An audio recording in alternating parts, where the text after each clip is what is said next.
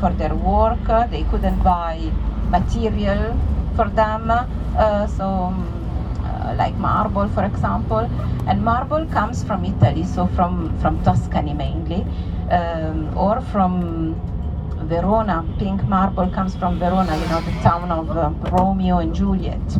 So the very north section of Italy, but on the Adriatic Sea. So this is the reason why we have no monuments here.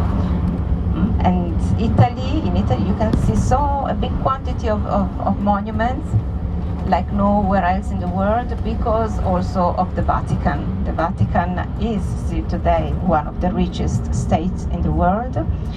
So they invest in pieces of art, and in the past, of course, they did. And a big portion of Italy belonged to the Vatican in the past, so that they could pay to buy material, to buy marble. They could pay for important international artists like Michelangelo, Leonardo da Vinci, and so there is a big concentration of pieces of art down there for that reason. So here, this is a very special. I always say that our geography is monumental. This is our monument, because this is really beautiful, and the climate, but no monuments. So Monaco is really an industry for all of us. And in this area there are many foreigner people living, because in Monaco there are many international multimillionaires, so they need international workers, so everybody is welcome if you have the level for Monaco. And then, important thing is that you go back home in Nice, back to Italy, but you don't stay in Monaco. Then they give work to everybody, and to different people, so different level. Look here on your left, you see all this stuff. This is for the Grand Prix. Those are the boxes, then there are guardrails, there are the seats for the fan, and Monaco rents this little piece of land here where they put all the stuff concerning the race, because in Monaco, of course, there is no space. And you see the colors, Monaco, red and white, so they rent there and they put all the stuff there. 8 weeks before the race, they start to reorganize everything every year, and then it takes them another 3 weeks, more or less, to move everything back up here. So you see, we're very close to Monaco, but in France. And of course here land is expensive, but never so expensive as in Monaco. Et voila, so now we are going to see the area where Princess Grace had the car accident on the 12th of September 1982. She was in the car with the youngest daughter, with Princess Stephanie. They were sitting in a brown Rover, and probably Grace, well, at least this is the official version of the Principality, Grace had a stroke. And because of that stroke, she lost the control of the car and they fall down the mountain. So then Grace, she died the day after, and Stephanie, happily, she survived. Then the press, when they speak about them, you sell a lot. So then the press said that Stephanie was driving, but Stephanie was just 17 years old, so she didn't have the driving license, even if she was very spoiled. But Grace was a very responsible person, so we hope that she didn't let drive on these beautiful scenic roads, but also very dangerous. So, on the left, parallel to us, there is a mountain, and there is a road in the middle of that mountain. We're going to see it again. And there on that road happened the car accident.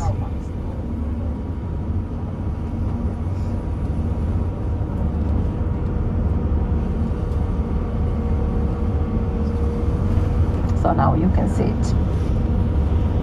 Back to the left, you see the road, And then there is a white dome at the top. This is an observatory.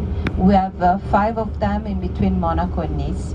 And in the evening, and during the summertime, they open them to the public, and you can admire the sky, the stars, the planets from there.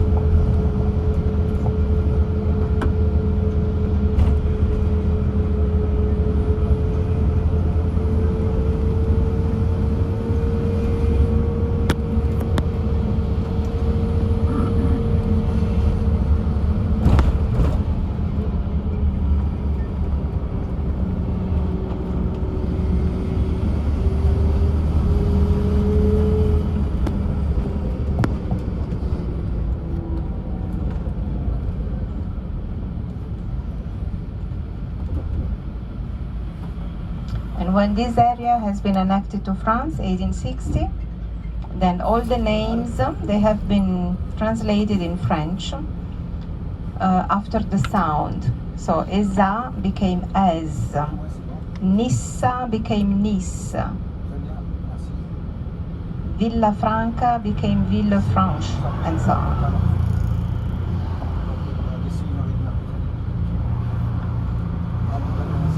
And then if you look at the French license plates, they are European with 2 blue flags.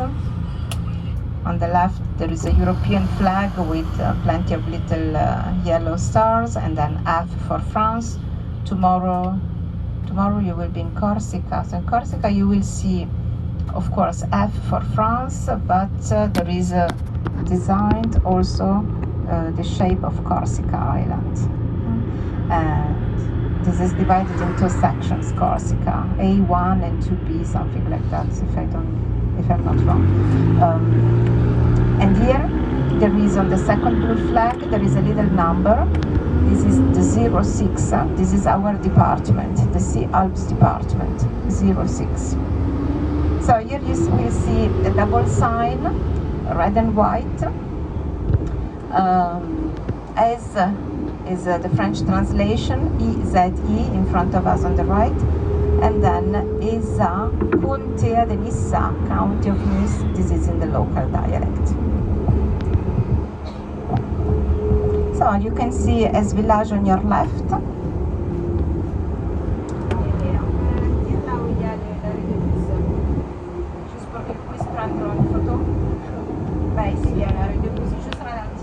So if you want to take a picture, we try to drive a little bit slower. On your left you can see Es Village, the fisherman village once, built in the 13th centuries, a stone village. It has been a huge work to bring stone by stone to the top. Today this is a village of artists and of artisans, and there are 2 beautiful 5-star luxuous hotels, the Chateau Eza and La Chèvre d'Or. And they are in the middle of the village. So it means that there is someone taking your luggages per hand, and they bring everything to the top. And you pay, you pay. That's very expensive there. Of course, because you can imagine that transport everything to the top, also champagne, food and beverage, laundry, so it's really expensive. And very strategic, because it's 20 minutes far away from Monaco, 20 minutes far away from Nice. It's maybe 25 minutes far away from the motorway in direction of Italy, and this is 15 minutes far away from the motorway in direction of France. So the church was built 5 centuries after the village, 1766. And here is the little bridge. If you remember, this morning we could see a bridge close to the village. This is here. So very important, because it joins Nice with Aix and Monaco. In the past, it was important to be as isolated as possible, so no bridge. Et voila. So this is the high season, so you can see plenty of yachts a little bit everywhere. And there on the left, you see the little house up there. This is the Hotel Chateau Eza, one of the 2 5-star hotel, and with the French flag blowing on top. And our beautiful limestone cliffs. So here we have no marble, but we have this beautiful stone, which is very hard. And then the few monuments that we have, they have been built with this stone, which is a special one, because if it rains and then the sun shines on it, it cleans itself.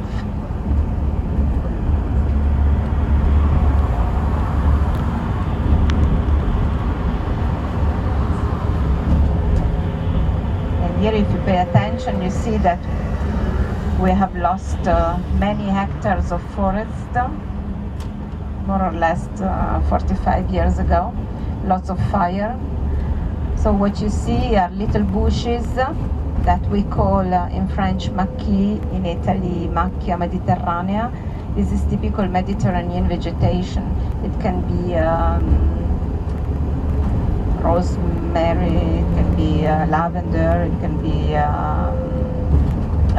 broom, buxus, cistus. So, and then we have some new young pine trees growing up, but it takes longer because here we have no lakes. If there is a fire, they are obliged to collect seawater, which is salted water. Then they fly back here where there is the fire and they let the seawater fall. This is the best and the fastest way to stop the fire after the wind. Normally it's windy when there is a fire, very windy. And then the salted water destroys, so then it takes 40, 50 years before the vegetation can restart. If you look down to the left, you see a little road. This is the lower Corniche, and this morning we were down there. We went from Nice till Monaco, all along the coastal road, lower Corniche. The Corniche is always a scenic road in French. And these little bushes are very important because they avoid the desertification of soil. It's forbidden to cut them.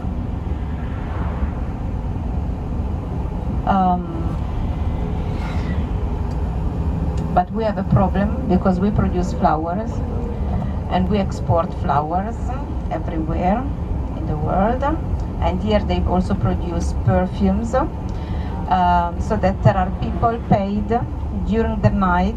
They go, even if it's forbidden, they cut quite wild and this beautiful wild vegetation, and this is very bad because then this area is going to become a desert, and then it doesn't rain. And these little bushes are very important because you see that there is not much ground on these high cliffs. So these little bushes, they keep the ground on the cliffs, and these permit then the vegetation, the forest, to regenerate itself by the time. So let me see if your cruise is still there, if your cruise liner. Down to the left. Yes, it is still there. You're lucky. Sometimes when it's very windy, they are obliged to go to leave. So today we have no wind.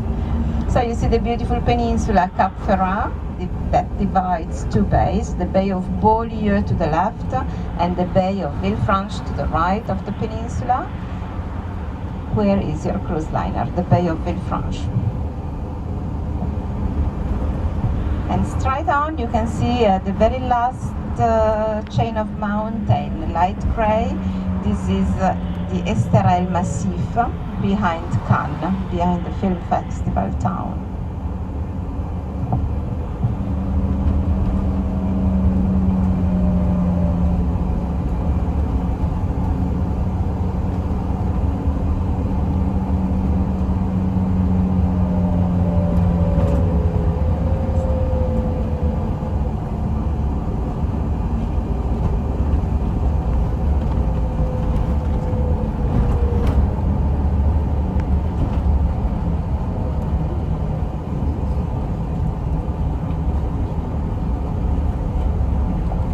here there is a villa.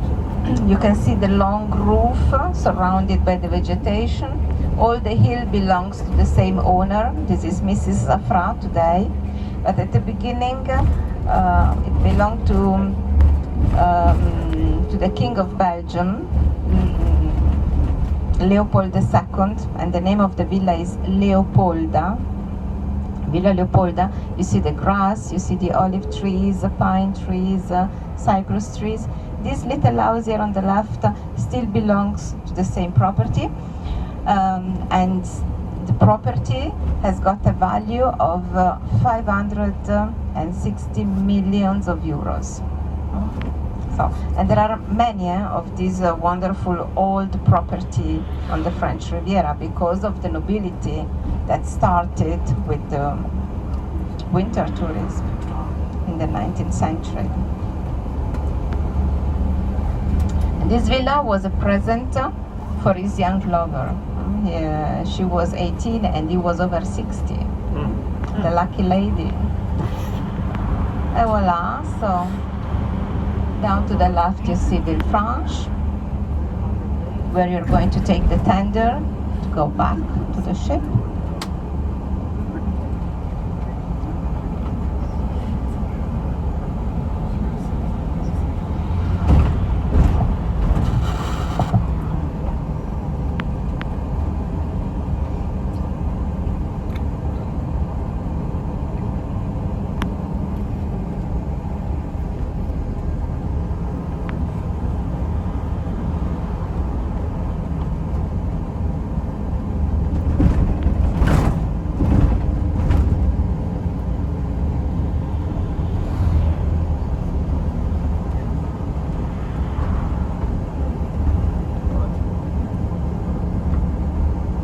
You see all these roofs, they are typical for Provence. On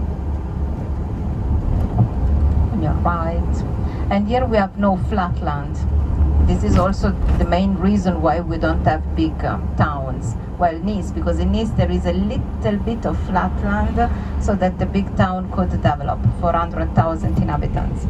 But if not, we always have little villages, like Es-Village. In Es-Village, during the winter, there are maybe 100 inhabitants. Then now it's more during the high season because we have plenty of secondary residences. So if you look around you, you can still see plenty of closed windows, and those are secondary residences. Yes, apartments. Here, well, in the pink building here, those are apartments, but then you also have villas. And Tina Turner, do you remember Tina Turner?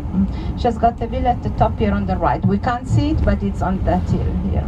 If you want to buy on these hills, you have to calculate more or less 18,000 euros per square meter. The little French telephone box. So, and here, look at the price of petrol. Per liter, 1 gallon, 4 liters. The price is per liter on your right. Over 2 euros. And here, Nissa and Nice. The local, so we are back in Nice, but then there is a shortcut to Villefranche, you will see. So then if you look down to the right, you can see there is a little bit of flat land. So the big town is down there.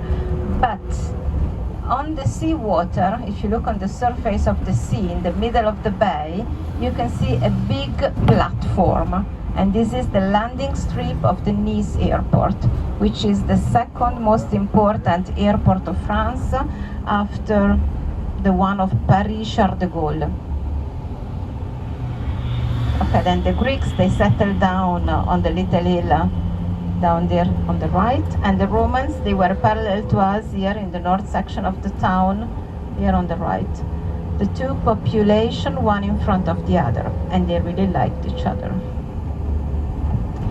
Okay, now we are going to turn left, and we are going to reach another exclusive area of Nice called Montboron. And from here, from this hill, you have all the view on the Bay of Angels. The angels are a sort of sharks that we have in the bay. So here on the Mediterranean Sea, in the Ligurian Sea, we have these little sharks. nice sharks actually, because they just live of plankton. They don't like human beings. The angels. And here you see there are beautiful villas of the 20th centuries, but also of the second half of the 19th centuries. The biggest, quite heavy, very rich, they are of the second half of the 19th centuries or the very beginning of the 20th centuries. And so you pay also for the view that you have down here. The best view is always when it's a little bit cooler, so in springtime or autumn.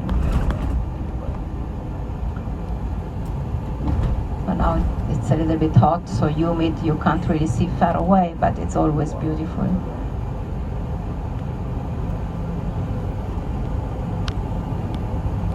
And as you can see, it's not easy to find a car park in Nice.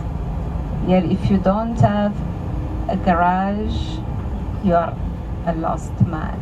You turn and turn until you find maybe 1 hour later, if you're lucky, a little car park.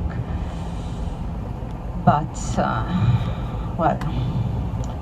this is also the reason why we normally use small cars.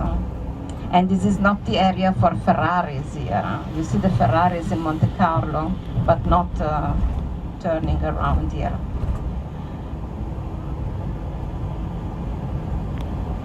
So sport cars needs different kinds of roads. Okay.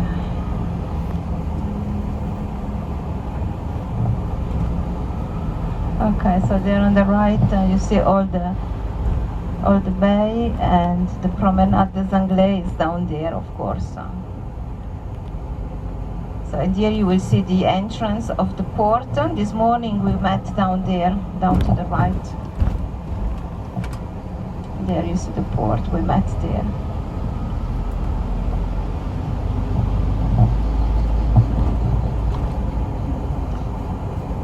Because there are big works in Villefranche. So then heavy cruise liners like yours, they can stop in the bay because there is deep enough. And then this is a very protected bay. So, but because of these big works in the fortress, then in the morning they bring you here to Nice, and in the afternoon we bring you back there. But then we have to walk a little bit.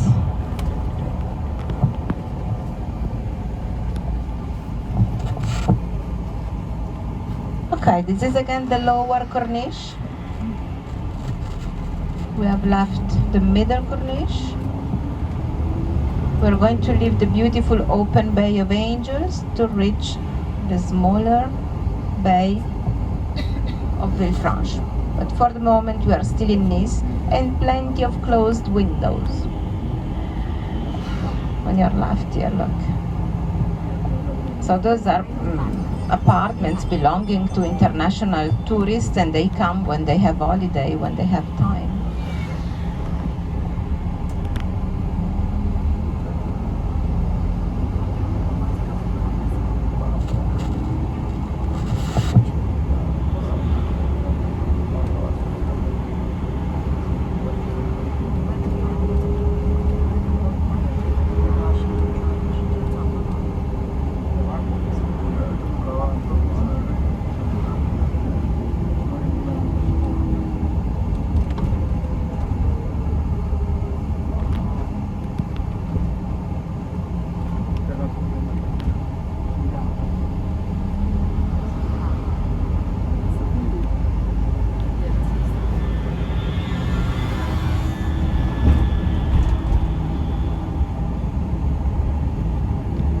So now we can see Italy much better than this morning. Down to the right you see the very last promontory is already Liguria. Portofino is in Liguria, but on the opposite side of Liguria. It's like a big arch that begins in the Cinque Terre or Five Lands and goes till Marseille. Okay, here is your cruise liner.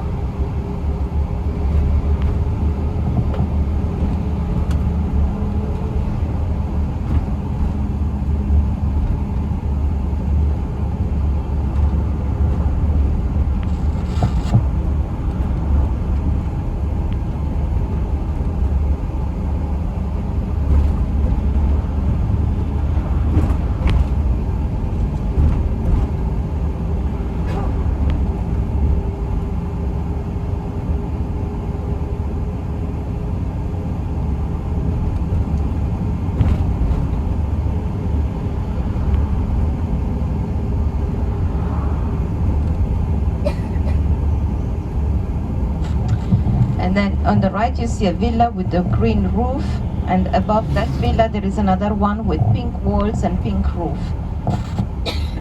This is Villa Rothschild. If you remember the Rothschild family, bankers family from Germany. They had 5 sons.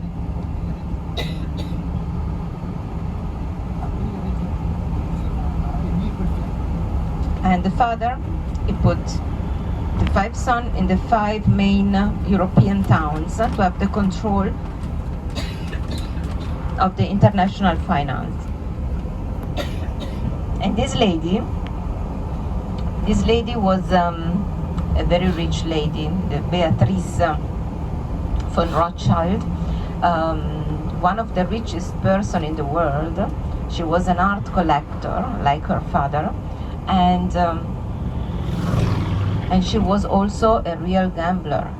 And in Monaco, if you remember, at the beginning, ladies, they weren't allowed to go inside the casino, even not for watching. But when she arrived here and she let build the villa over there, then when it was a pity for Monaco to miss such a gambler just because it was a lady. And in Monaco, you know, well, France is a democratic republic, but Monaco is a constitutional monarchy. So in Monaco there is a prince that decides everything. So then they can change rules from now to tomorrow, so in one day. And then they have changed the rules. So when she arrived here, they decided that also ladies, they could go into the casino and they could also gamble if they would have liked. So this was very important for them, and she really supported the economy of Monaco and Monte Carlo through the casino. And she let build also another beautiful villa, the Sun Villa, in front of the casino in Monte Carlo. Well, this villa doesn't exist anymore today, but that was her favorite villa. And she was able to organize a feast, for example, here in Villefranche, and then she disappeared at once because she went to Monte Carlo gambling.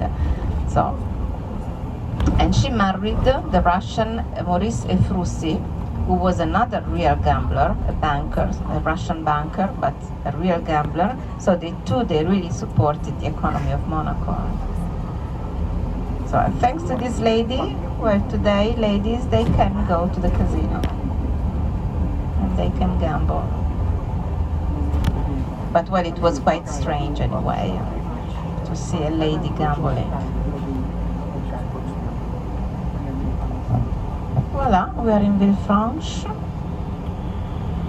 Villefranche.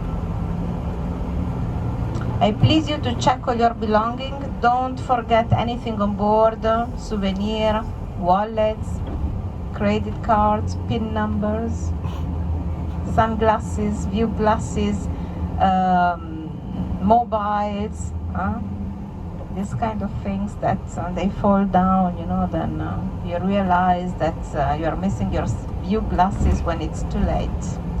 So please check everything, because now we are going to get off, and then you follow me. I'll show you the way down. Well, I'll bring you down till the tenders.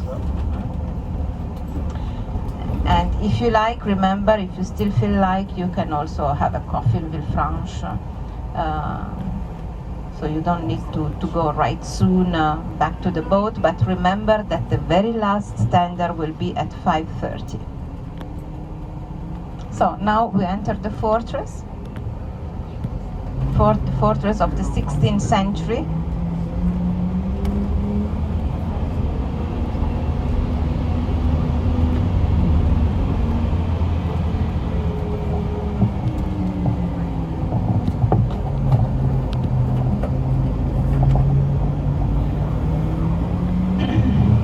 Well, anyway, we can thank our driver for his safety driving all around the French Riviera, even if without air conditioning. I'm sorry for that. Well, stay with me, I'll show you the way down. Don't forget anything on board, please, because the bus is leaving right soon.